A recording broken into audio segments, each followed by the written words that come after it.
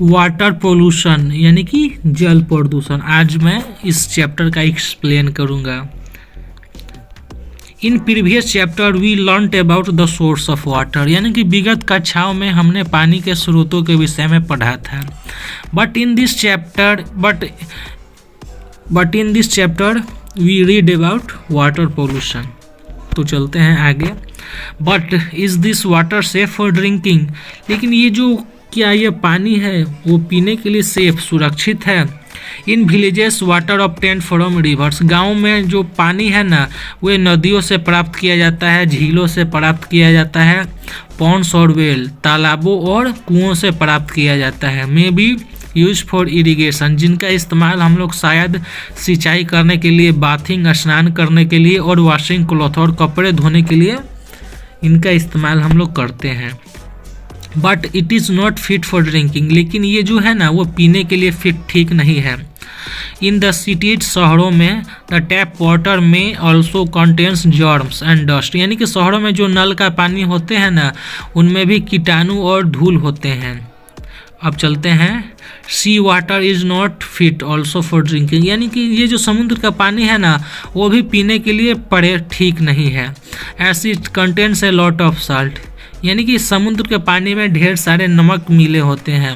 And is called hard water, और इस पानी को हम लोग कठोर जल कहते हैं। अब चलते हैं, डू यू नो, क्या आप जानते हैं, salt can be separated from the sea water by collecting it in chemical and allowing the water to evaporate, यानी कि समुद्र के पानी को हम लोग नमक से हम लोग अलग करते हैं एक चैनल द्वारा, और इनका जो पानी होते हैं ना वो क्या होते हैं, वे भाप में तब्दील हो जाते हैं, और ये जो बाकी पदार्थ बचते हैं वे नमक कहलाते हैं।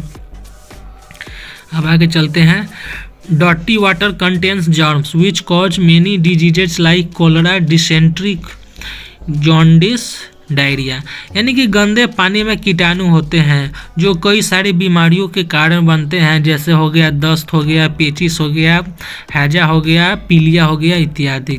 We should take care to drink water which is pure and clean, यानी कि जो साफ और स्वच्छ पीने का पानी हो उसको हम लोग टेक केयर, देखभाल करनी चाहिए। Purification and safe handling of water, पानी का शुद्धिकरण और उसको सही तरीक़ों से संभालना। चलते हैं, unclean water can be made fit for drinking by the following method, यानी कि अनक्लीन वाटर, अशुद्ध पानी को इन तरीक़ों द्वारा हम लोग क्या कर सकते हैं, पीने के लिए उपयोगी बना सकते हैं नीचे दिए गए मेथड तरीक़ों से। बॉइलिंग यानी उबालना, boiling the water for about 10 minutes kill the germs, यानी कि पानी को तकरीबन हम 10 मिनट तक उबालते हैं, जिससे क्या होते हैं, जर्म्स मर जाते हैं। फिल्टरेशन, छानना, filtering unclean water remove dirt from it, यानी कि गंदे पानी को हम लोग फिल्टर करते हैं जिससे इसके अंदर मौजूद डर्ट रिमूव हट जाते हैं।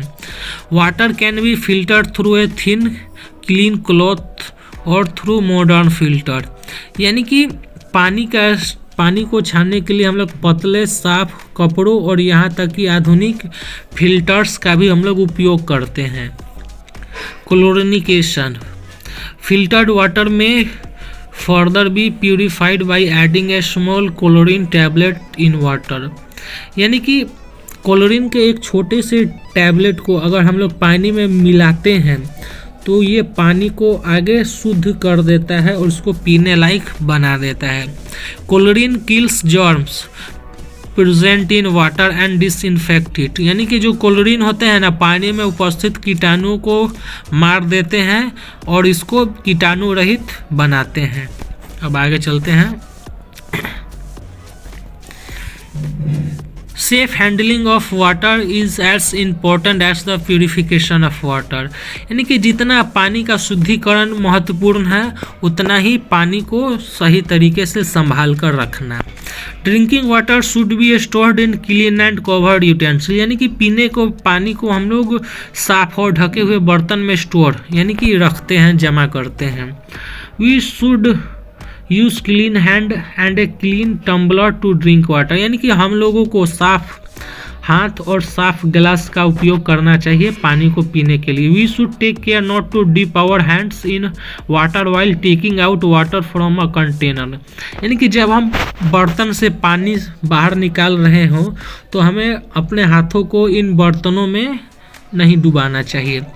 We should use a ladle for this purpose. यानी कि इस उद्देश्य के लिए हमें लंबे डंडी नुमा करछुल का उपयोग करना चाहिए।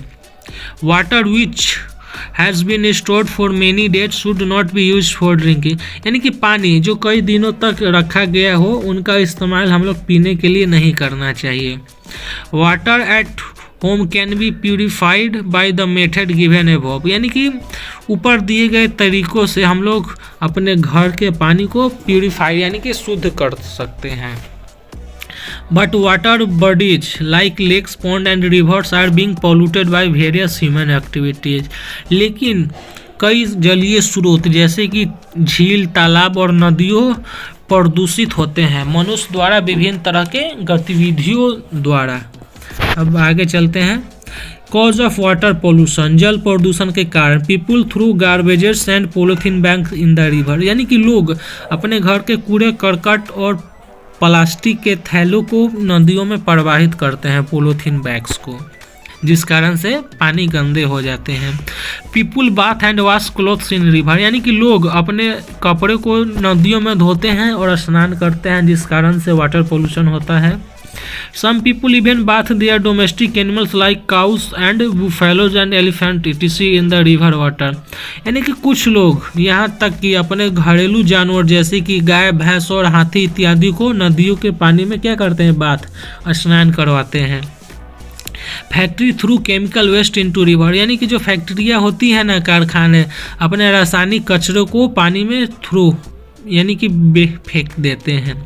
Solid waste like coal and ash from power plant are mixed with water. यानी कि कठोर कचरे जैसे कि कोयला और राख बिजली संयंत्र पानी में मिला देते हैं, जिस कारण से वाटर पोल्यूशन होता है।